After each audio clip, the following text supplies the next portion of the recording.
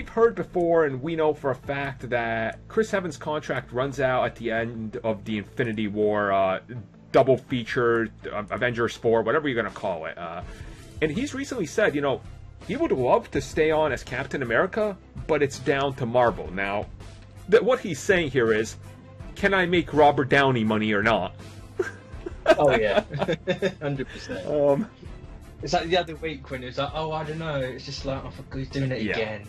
You did this like 3 years ago when you signed a new contract. It's like, shut up and sign. You know what the thing is? Because like Robert Downey signed on for Iron Man, such a huge success that he renegotiated that $50 million per movie. And at the time, Chris Evans and Chris Hemsworth and all these guys signed on. It's reported that they each signed on for close to $500,000 or less a movie. So, yeah, imagine Chris Evans, if he makes $500 for, or $500,000 for the first Avengers movie, he got ripped to hell off.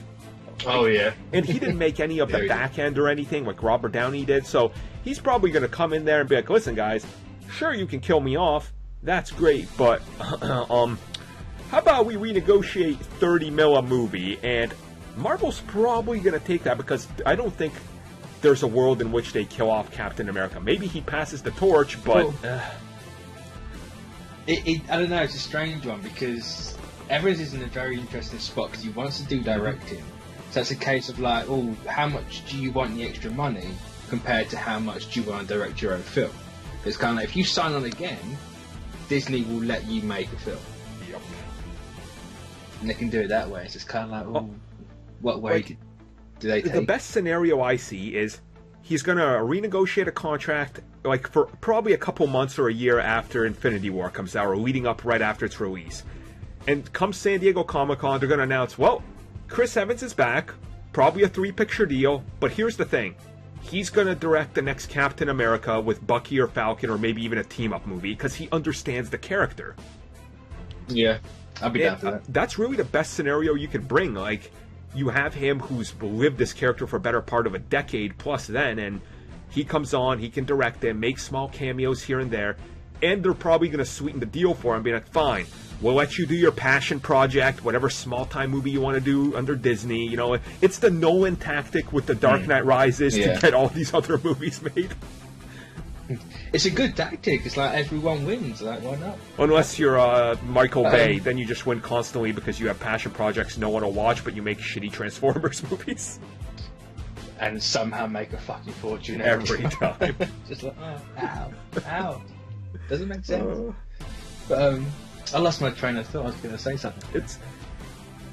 I mean, Chris Evans, I don't want him to go away as Captain America. I really don't. No. But I'll be interested to see if they do, like, legacy movies of the original three. Like, could you get another Thor trilogy, another Iron Man trilogy? Or do you, like, stick your faith in what you have now with the new look? Well, do you think they could do that? Like, because I think Captain America can easily... I think they could. I think there's plenty of stories for it. I can't see why you couldn't, but it's going to become a question of time.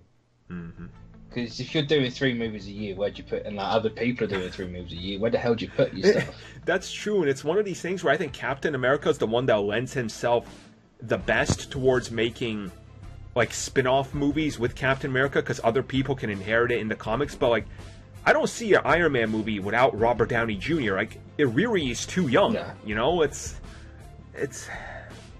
a weird scenario. Like, I don't see anybody else taking over as Thor. Like, what, are they gonna bring back frickin' Natalie Portman? No.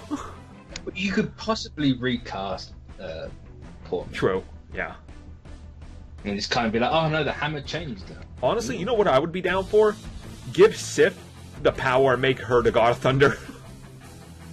Ooh, that'd be an interesting one. Because she's good enough. I think she could carry that franchise, and a female lead that's been established in the other films. I think that would be quite impressive, honestly. That would be an interesting film, that direction to take. I could see it. Anyway, either way, Chris Evans, just stay on. We know you're going to, but just stay on. He will. No, he's doing the Batfleck. I'm gonna negotiate. Oh yeah. He ain't good. He's playing his cards smart. You know, because what? Hasn't he, like... I think after Avengers 4, he's played Captain America more times than Hugh Jackman played Wolverine. That's kind of like... It'd be hard to separate. Yeah, that's true. Although Hugh Jackman's always going to get a bigger pass because he played him for longer, even though most of his movies are shittier, so... Yeah. But he's been there for like 17 years, so he gets, he'll get a different pass than Cap, which, it goes both ways, I guess.